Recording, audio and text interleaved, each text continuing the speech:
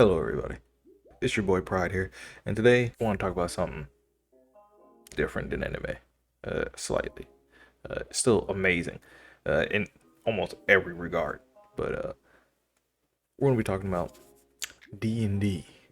I want to talk about what it means to be a level 1 character, and how different it is from being, an average schmo. There are some instances where I feel like people don't really grasp how magical or advanced or how different a character is. And I say this mostly because people put a little too much realism in D&D. They think at some levels some things should be more damaged or uh, doesn't seem, humanly possible. And I really want to put emphasis on the fact that once you reach level 1, you're no longer a dude. You're not me. You're not you. You are a made up character. You are somebody that has reached a different realm of strength. Someone that has gone a little bit further and beyond. You are somebody that can take a fire blast, maybe, to the face and still get up the next day and, do things. Maybe. Depends on how much health you have. If you're a glass cannon wizard, who knows? They roll high, you roll bad, on death saving throws. You could just be dead right there and there. But that's the thing. A level 1 character is fundamentally different than a commoner. Let's start out with a commoner. So first thing, a commoner is like your average Joe. He's like the dude that got hired at the bar, or the kid who's working at the farm, helping their parents out here and there, dreaming of, maybe one day going out there and adventuring, all these things. You could be a traveling merchant, all these things that a commoner typically is.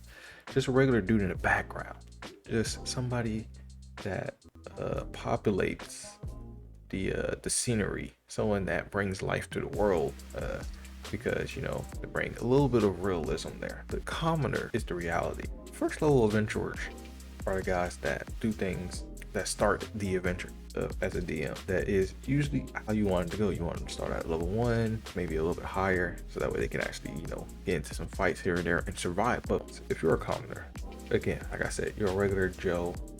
You're like me. You're like, the person watching this video. That's what a commoner is. D&D, they have 4 hit points, usually on average, usually a D8, or for hit points. Now in D&D, it's not health points. HP does not mean health.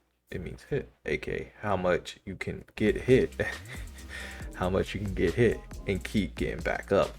That's really what that means. To be a level 1 person, you can usually take more than the average dude. There are some people out there that are also CR0 with the commoner rank that have more hit points and can do a little bit more aggressive things instead of just hitting people with a club. For the most part, a commoner is just a guy who's average, sometimes all across the board, and who can get knocked out very easily or killed very easily with a dagger, like you and me. If someone came up to me with a knife and I had no weapons and they actually managed to stab me, I'm in critical condition. If they stab me anywhere midsection, not my arm, not my leg, shit, even in those situations, I'm still could be in critical condition. If they hit an artery, aka they get a nat 20 on me, even though I blocked somewhat, I'm still dying. That's the point. You're a commoner, pretty weak. You don't have the experience, the know-how, the defenses, the magic to hold off fatal blows, to hold off death coming your way. A level 1 adventurer has that power.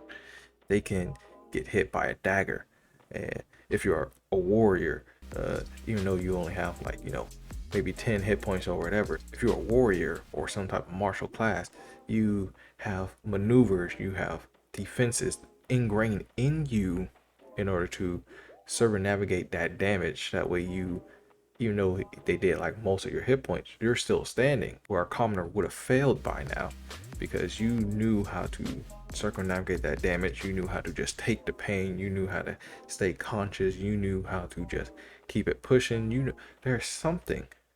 However you want to color it, however you want to explain it in your cinematic fights after you roll the dice, and however you want to portray how it looks to the players, or the players portray how it looks to the DM sometimes. However you want to color it, there is some way that the warrior survived being stabbed in probably a critical area. He had her move the dagger an inch off course, or he blocked it but he still got nicked, or he just like powered through and just like breathing technique. Sometimes with a mage. When I think of the mage part in this, I like to think of that one scene in Bleach. Spoiler alert, there's a scene in Bleach during a 1,000 year arc. If you haven't watched it, you need to watch it. Not watch it, read it. It's coming out in October. You really gotta get on it. It's great. It's great. I'm telling you. But anyway, that's your spoiler alert warning. At some point, Ichigo gets stabbed in the neck, but he has Quincy blood in him, and that blood allows him to subconsciously shield him and protect his vital area from, being completely decapitated and just dead. He didn't know he can do this. He didn't think he can do this, but he did it because he was in a situation where he was completely, utterly overwhelmed. This dude, in switch to D&D purposes, rolled a nat 20 on him, did insane damage, more than Ichigo's health usually. But Ichigo was completely defenseless, outplayed in every way, but he survived the attack because he's not a regular person.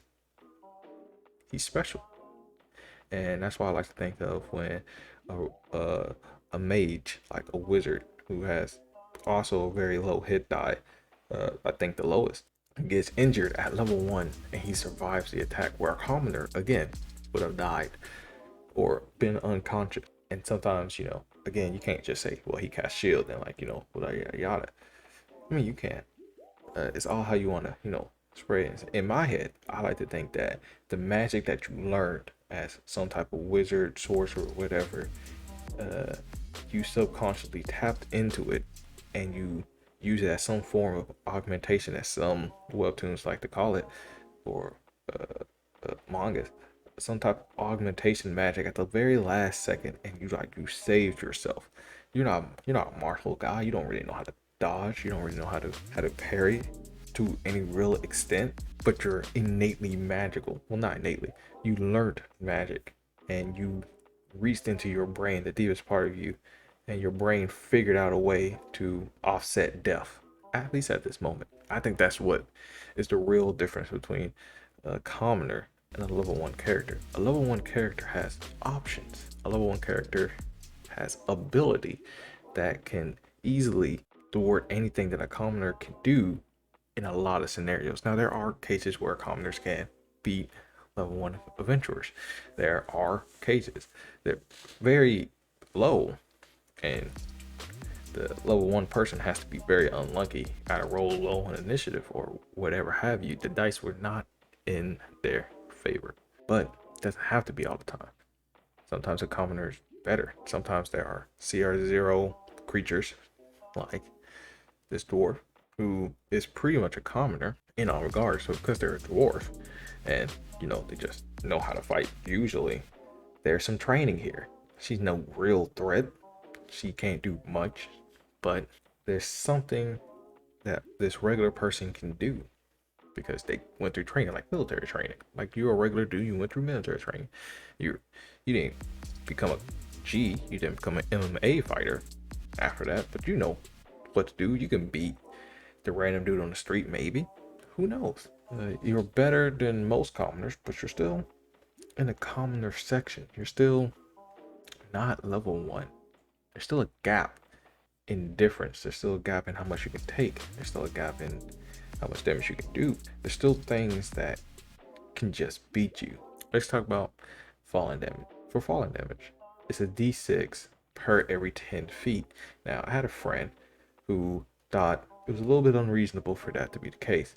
They wanted it to be a d10, mostly because we were at higher levels, and he thought that we weren't taking adequate enough damage with a d6. And I had to remind them, every 10 feet is lethal to me and you. We're past level 1. Lethal things that are lethal to a regular dude isn't really lethal to us. We know how to roll with the we know how to land. We gotta know how to land correctly. We know how to just take the brute force. We know how to mitigate the fall damage. There is something that the character have. You can portray it in any way you want to. A little bit of imagination, if you want to, uh, just a little bit, and you can explain how this person who is by every right can kill a mob of commoners with like 2 attacks can survive 10 feet worth of falling damage. For again, if a commoner, you were to fall and land badly, let's say you roll a 6 on the die, that commoner probably snapped his neck. Especially if you do where like if he's an NPC, you don't give them saving throws, or he's so low on the ladder that it doesn't matter. Like you're just like, he just dies.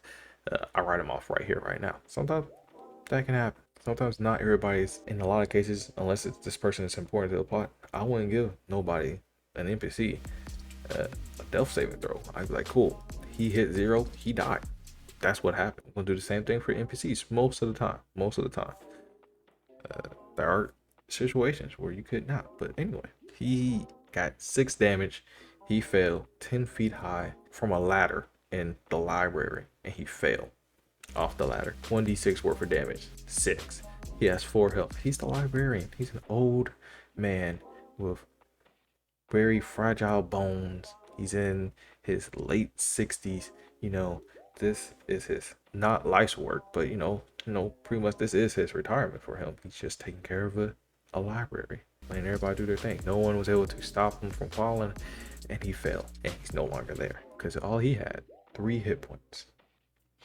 Now, even if you gave them death saving throws in D&D, you need, if I'm correct, it's either you need double or you need half. Like you go down, you hit 0, you had 100. You either need 50 or you need another 100 to just kill you. It's one or two. In that situation like this, regardless of what it is, he's a regular guy. He can only take so much damage. Any type of blade coming his way is probably instant death. He has no way to defend it. You probably get into any vital point on his body and you just sever him because he only has 3 hit points. Anything can pretty much kill him. A fall from 10 feet high can kill him. And that's realistic to people in real life. Because if you ever went to a construction site or if you ever did carpentry in school or, took any classes where, you might be elevated, there's usually safety signs around. And the safety signs says that you gotta be careful when you're climbing on ladders or the such. Because 6 feet can kill you. You could fall poorly. You could fall on your neck. You could fall on your back. You could fall on your head. There is something, some way where if you fall the worst way possible, that's it. Fragile human beings, we can easily get hurt. So when, my DM was advocating for, D10 worth of damage on a fall, I was like, that's not how that works. I'm gonna have to be the rules lawyer for the first time and tell you that's too much damage. A regular dude would be more than dead twice over by then. A D6 is plenty. A lot of things in D&D, at least in 5e, has been ruled and play tested enough to be like, hey, this is on average the best for like rolling a regular game. If you can change it up a little bit if you want to, but this usually is what's going to do it, because inconsistencies here and there can happen. Now, I'm not saying that D&D is perfect all the time. I'm not saying that there are perfect rulings all the time. Everybody has problems with, the way they design certain things here and there. They're figuring out solutions pretty soon. They're redoing a whole bunch of genres. They're bringing a whole bunch of things back. They're changing a whole bunch of creatures and monsters and how their attacks work and how their CR power really is, because it's outdated a little bit with the new classes that are coming out and new races that are coming out. Things are easier to do at earlier levels, and when you get to a certain level, things are busted, like being at level 1 and being able to, I don't know, cast guiding bolt at level 1. That's 4d6s right there. I'm just telling you, if you get hit with that, a commoner, I would never make nobody roll the dice. He couldn't take like one of those D6s and be alive. So you killed him, and there's no non-lethal way to do this. Like you death beam through his heart, Frieza style. You piccolo his ass with the special beam cannon. You did something. All right, and that's the difference between level 1 and a commoner. The destructive power alone is just in a different realm to most commoners. The how much you can take in order to offset the destructive power that you have, if there's any PvP going on, the dice pool is also way higher, because again, you are people who have went far and beyond. At level 1, you step into the threshold of something that is unperceivable to a regular god. You start something that no regular person could possibly hope to achieve. Even this dwarf lady, who is obviously a combatant of some sort in this adventure, even she is nothing. Even she has a limit. She still counted as a CR0. She still only counts for 10 XP. Yeah, she has weapons. Yeah, she knows how to use them. Obviously not too well.